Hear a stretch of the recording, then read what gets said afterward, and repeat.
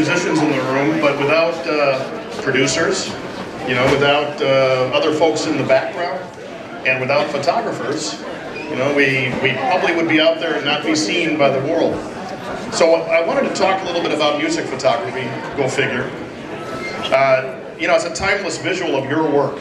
And that's the beauty of it, is if somebody's taking pictures of you performing, that lives forever. And it's pretty important, at least I think. Think about the visuals of music photography. You know, if I mention 4 guys walking across a street in London, what do you think of? Yeah. How about a naked baby swimming underwater? Nirvana, right?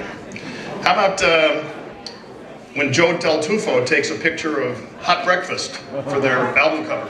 Hang on, I didn't hear it. I said Hot Breakfast. Hot breakfast. All right. So, how many music photographers are in the room tonight? I saw Joe. There's Charlie. Who else? Okay.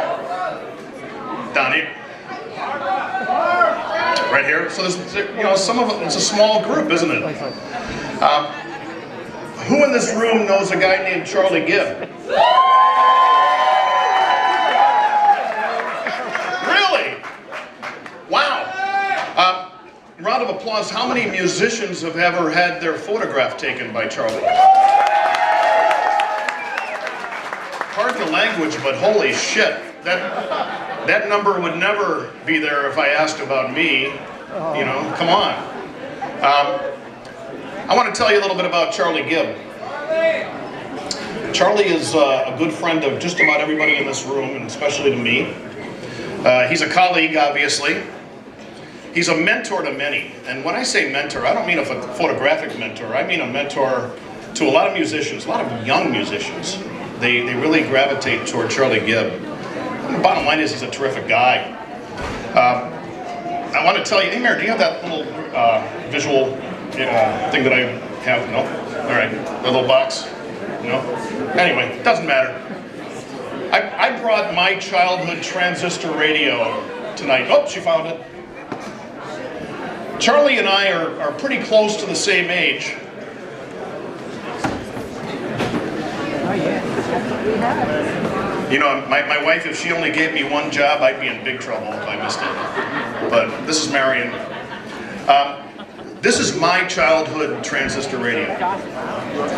And I've got to tell you, I was that kid in 1963, 64, when I was supposed to be sleeping. It was under my pillow, and I was hearing All My Lovin' for the first time. And that was at station KMOX in St. Louis, Missouri. Charlie Gibb had one of these. It was under his pillow, and he happened to be falling in love with music because of the same group, the Beatles. And he was listening to it on WKBW AM out of Buffalo, because back then AM radio could go. I was in Detroit listening to a Mexican station with Wolfman Jack. So I mean, AM radio was crazy. It was going everywhere. So Charlie, when he began getting involved in photography, he was at Newark High School, so he's a local boy. And he started with the school paper and the yearbook. And then sometime during the Vietnam era, he went into the Navy, and then eventually to DuPont for 37 years. But the key thing is, where did he get involved in music photography? Well, first of all, it was kind of like what I did, which was the beginning of the digital age. So for about almost 20 years, both of us have been involved in photography because it was really pretty cool. I mean, both of us were involved as kids, and we kind of grew up with it. But as far as really getting involved with shooting all of you in this room, that kind of began about 18 years ago. Who's heard of the Cube? The Cube? You know, I'm a kid from Detroit, so I never heard of the Cube. But Charlie heard of the Cube, and that's where he hung out. And there was, they used to play a lot of hair band music, right guys? Anybody that knew it? So there was a young man who was in high school that used to go to the Cube, and his name is Jaron Galino. Anybody know? I know there's one person in the room besides me that knows Jaron Galino. 3 people.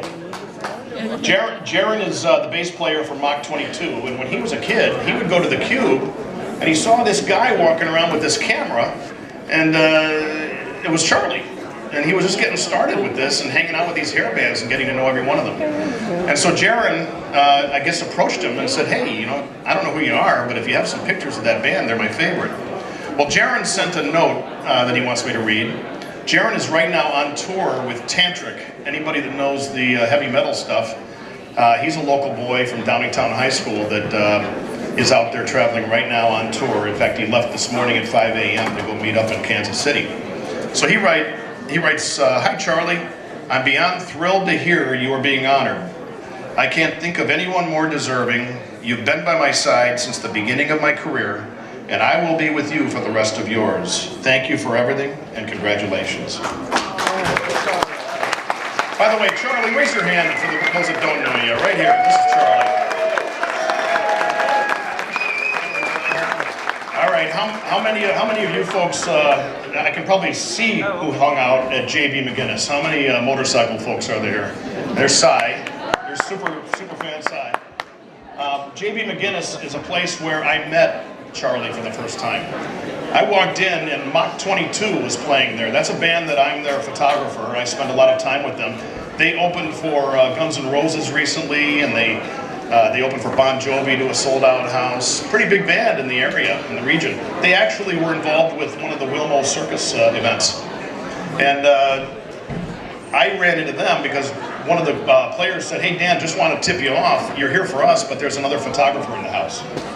Well, I looked around and there was only one other person in the house that wasn't loaded with tattoos, Harley Davidson jackets, dyeing their hair black when they're 55 years old and wearing eyeliner. So I thought, well, that's got to be the guy. So I went and I found Charlie, and from that point on, it became a tight friendship. And by the way, the 4-year anniversary of finding Charlie and JB McGinnis is this Friday. So, yep, we have that. Okay. Well, it was at JB McGinnis that Charlie discovered metal.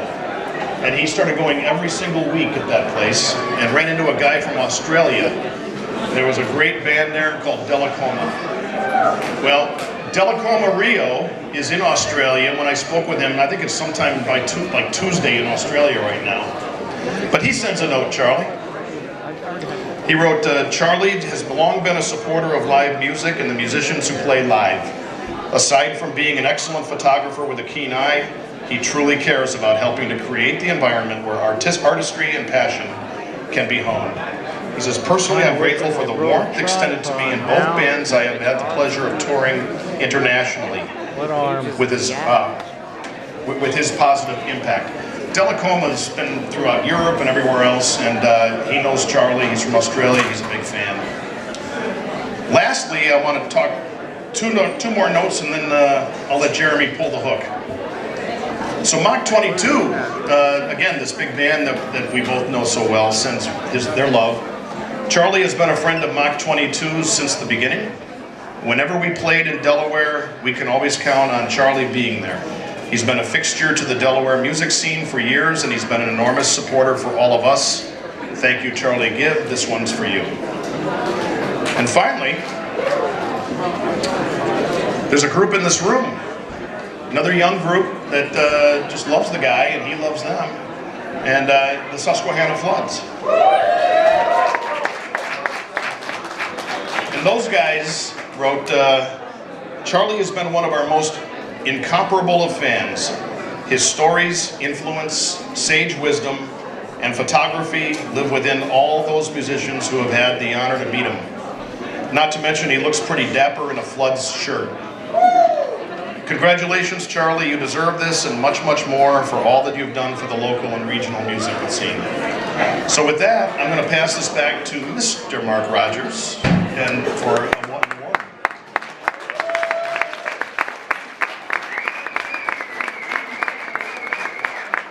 Thank you, Dan. So you probably figured out who the Homey Award is going to this year. Ladies and gentlemen, Charlie Gibb.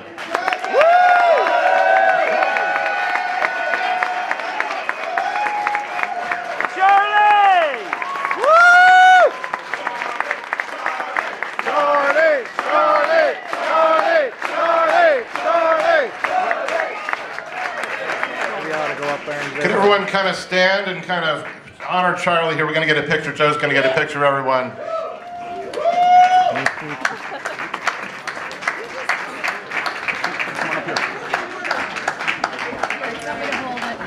Although you can't block the photographer.